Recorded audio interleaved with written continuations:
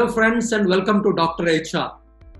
I'm very happy and excited because we have a wonderful guest who has been inspiring many HR professionals including me, and somebody who has a fantastic career trajectory, has handled HR, technology, operations, sales, Mphasis. And thank you so much for agreeing to speak in this forum, Elango. Thank you, Anil. Delighted and great way for us to meet. At least this is a great way for us to reconnect our old conversations. Thank you for having me over, and I look forward to sharing some insights with your listeners. Today, our theme is going to be how to stay relevant in all situations. I know we all are going through unprecedented times, and today it is COVID-19 situation. Tomorrow it could be something else. The very reason why we thought of picking up this theme is, there are two aspects covered here. One is for corporates, what is that they got to be doing in terms of preparations for the future uncertainties, and similarly as professionals, what we can do in our individual capacities as individual professionals, and how should we prepare ourselves to face the challenges in terms of competency requirement, in terms of new technologies, what is that we got to be doing? So these are the two broad themes we have. So all my questions would be centered around this two themes. So with that, my first question to you, Elango, is how does one ensure that the organization's business model is resilient enough to recover from all kind of impacts when specifically we come across any kind of a crisis and manage potential crisis of future? Step back a little bit, right? And I think the seeds of my answer are in the introduction that you gave. Every year is a new definition of a crisis. This year was a pandemic. Last year was cyber attacks. Before that, there was an economic crisis. There is only one certainty. Earlier, we used to say there's a certainty of death and taxes. I'll add for a business life cycle, there's a certainty of a crisis that's looming around the corner at all times. And, I was recently doing research for an article that I was writing for the Entrepreneur magazine. And I came across a very interesting example. Canlis is a 70-year-old dining icon in Seattle. They cater to high-end clients, fine dining restaurant. When COVID hit, they immediately transformed to serving contactless family meals priced at affordably and competitively. If you look at it, they went from being a high-end, fine dining, high contact business to no contact, competitive pricing, family meals. Do you think any business model could have helped them? I don't believe so. I believe what helps people is what most of us in HR call culture broadly. This is the muscle memory. This is the mindset. And if I had said this 10 or 12 years ago, and now I know most business folks would have laughed off saying, oh, here's another HR guy telling me the softer aspects. But having run businesses and fairly large global businesses over the last 12 years, I'll tell you that that's the difference. It doesn't matter what business model you have. It doesn't matter which market you are in. As shown in the Canlis example, what matters is what's the culture you have. What muscle memory kicks in when your crisis happens. That's how I'd answer your question on what business model keeps businesses resilient. Sure. Makes a lot of sense, in fact, and that's a brilliant example you gave, specifically from hospitality sector. And I'm sure everybody has got rebooted their entire ways of working, and they have innovated to cope up with this kind of a challenge. Very well said. That allows me to ask you my next question, which is, what are some of the best practices that you have come across, specifically, where organizations are mitigating the potential risks of the future? And is there something that we can do well in advance right now? Maybe in terms of culture, maybe in terms of people, maybe in terms of processes? So, let's start with the last 6-7 months. Actually, I don't know if you, I do a podcast called Epiphanies with Elango. That's on Podbeans and Apple. And strangely enough, I had celebrated the 6-month anniversary of a pandemic. Who the hell ever thought you're going to celebrate a 6-month anniversary of a pandemic? But we did. And reflecting back, and at Mphasis and in my role, we work with a lot of Fortune 100 companies. And we also work with mid-sized and small companies. And what we found is we kind of codified this into 3 segments. First is react. How do you react when a crisis hits you? The adrenaline rush. Sure. And some of us are very good at it because we are crisis-driven organizations. Some of us are not good. We fumble around and we don't react as well. The second phase is the respond phase. That's when the adrenaline rush is gone. And you're now trying to figure out how to keep your quarterly revenues, how to make sure your cash flow is okay, how do you make sure your balance sheet is strong enough and your customers are getting what they have to get. And most of us are very good at both react and respond because it's what most human beings are good at. When they're hit with an emergency, hit with a crisis, some of us are late to respond, some of us are quick. But we find a way to do.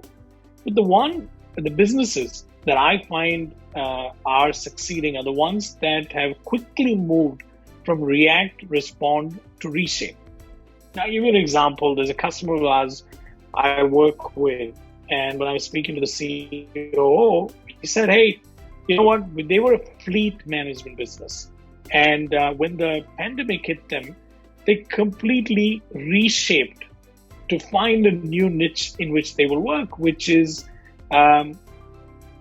last mile fulfillment of logistics in the delivery business, because that kind of shot through the roof.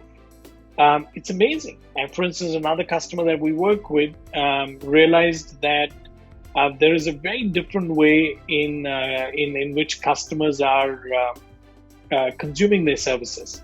So can that be available from a physical mode to a virtual mode? So going back to your question on what are the best practices, I think if companies are able to codify in their culture, and I keep going back to culture, a quick react and respond module, but at the same time, take the time to start reshaping and thinking of the new future, whether we like it or not. And you don't realize it when you're young. As you go, each crisis, each time you fall, each time you get up, there is a subtle change in your ecosystem. Sure. We don't see it until it becomes too late. This reshape helps us to manage both our internal ecosystems as well as external ecosystem. So Elango, while these are interesting examples of how, by and large, different sectors, different organizations are coping up with this unprecedented time, but there is also an aspect of me as an individual, me as a professional. And hence, if I can ask you a question, and this is purely keeping in mind individual and their interest and how to prepare for that, unforeseen situation. In that context, how does one build personal resilience for a career? And what trade-offs do we have to make in our professional life, if at all we have to make any, to stay relevant all the time, irrespective of the times that we go through?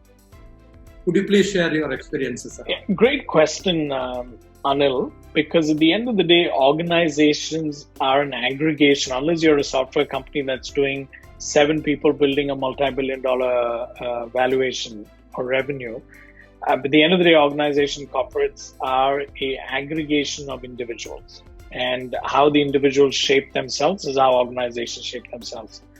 And, a few ideas and tips. And I know you said a large part of your audience is management graduates. So this is a terrific time for them to listen to this. If I were you, I'll cut this question and make sure people get to watch this more than they did the others. When I interview people or when I look back, I meet a lot of people with a lot of experience, 20 years, 30 years, 15 years, clients, people that we speak to. 80 to 90% of them have 1 year of experience repeated 20 times, or 2 years of experience repeated 10 times. They don't have diversity. They've done one thing, and their bad luck, they succeeded in the first one, and they stayed with that same piece. So they become one-trick ponies, as I call. And they realize by the time it gets too late that that trick's no longer required in the market. The ones that I've seen succeed, and this is a pattern that I'm starting to see, is the ones that have been unlucky to fail, who've been lucky enough to fail in the first few jobs. Because then they've started finding that, they don't fear failure anymore because they really failed at the beginning.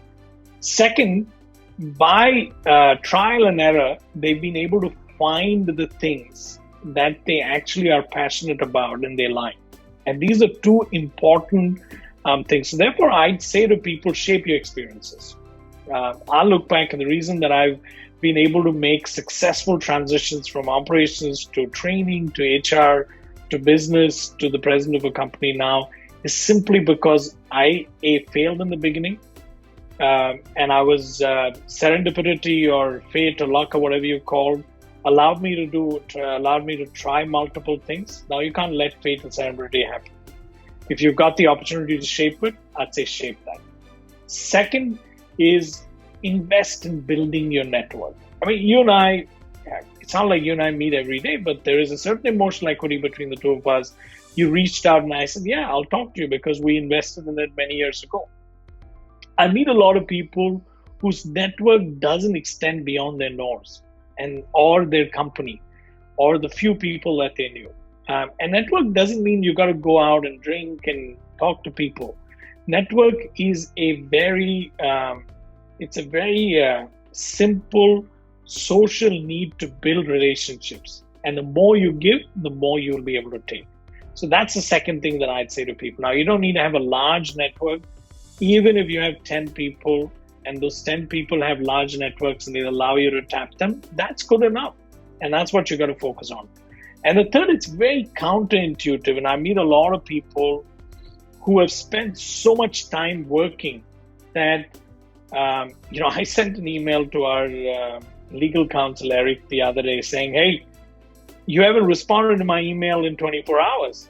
And he hit back at me saying, hey, I work to live, not live to work.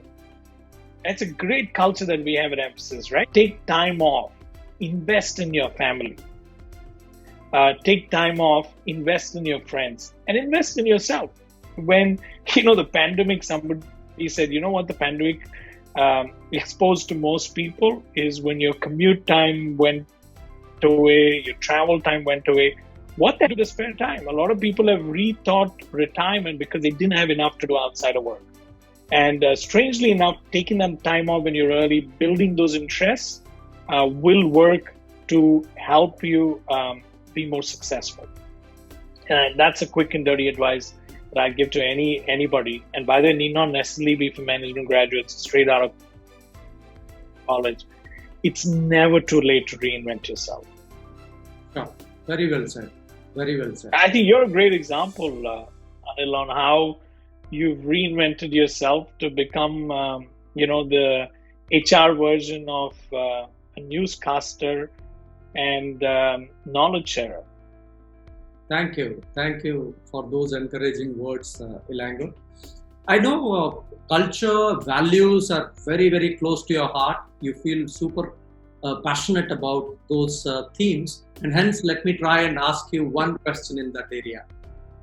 How does one prepare to have a flexible set of response modules without, compromising the personal credibility or maybe the value system that an organization has, or an individual has got certain non-negotiable value system, and it's very easy for me to deviate when there are pressures. But how can I continue to prepare myself, but at the same time do not compromise on my personal value system, my credibility as a professional? See, I always say to people, watch what you do when nobody's watching you. What will you do? And I asked my 16-year-old son this question. If you knew you were not going to get caught, will you do this? That defines your personal value system.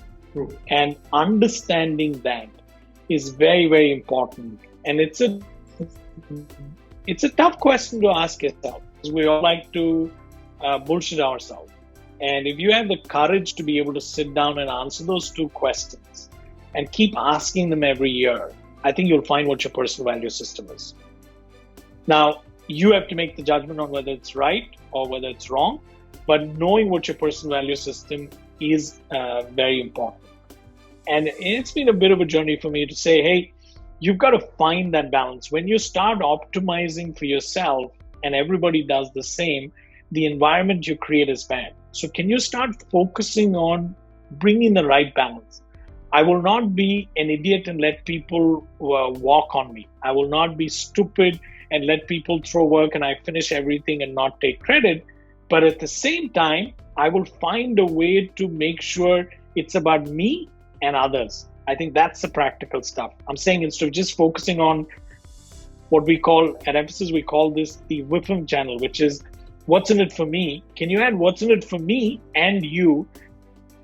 Therefore, it's a conversation about both of us.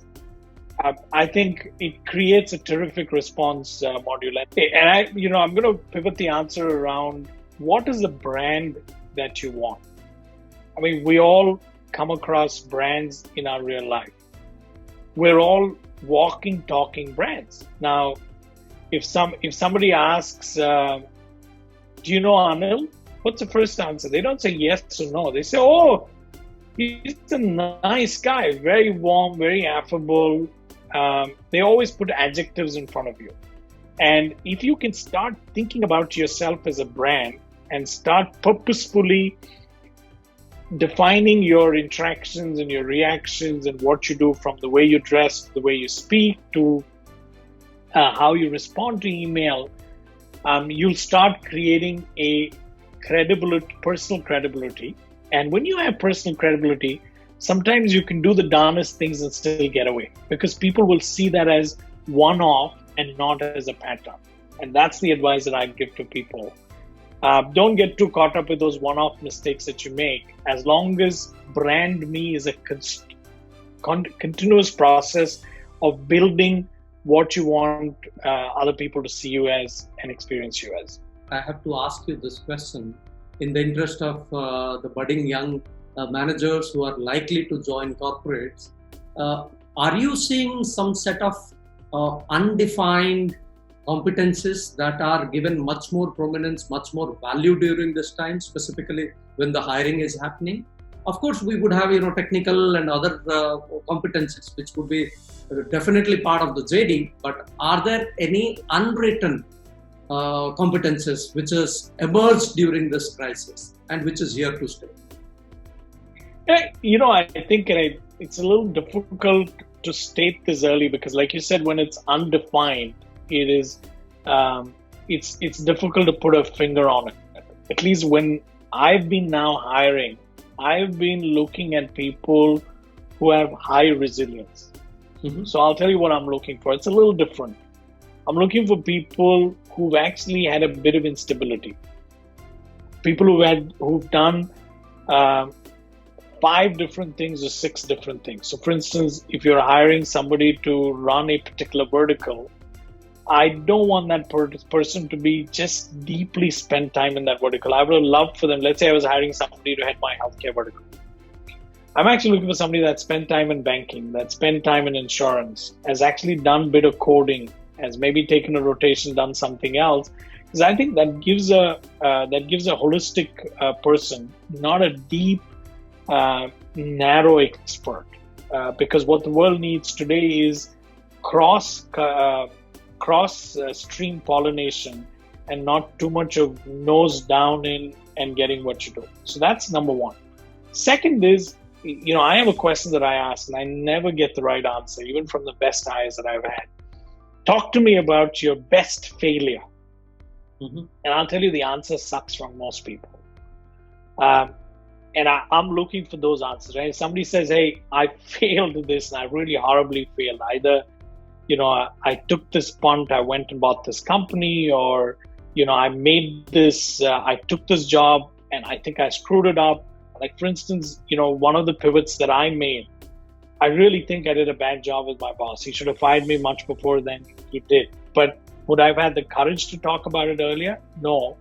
I think those are the two things that I'm looking for.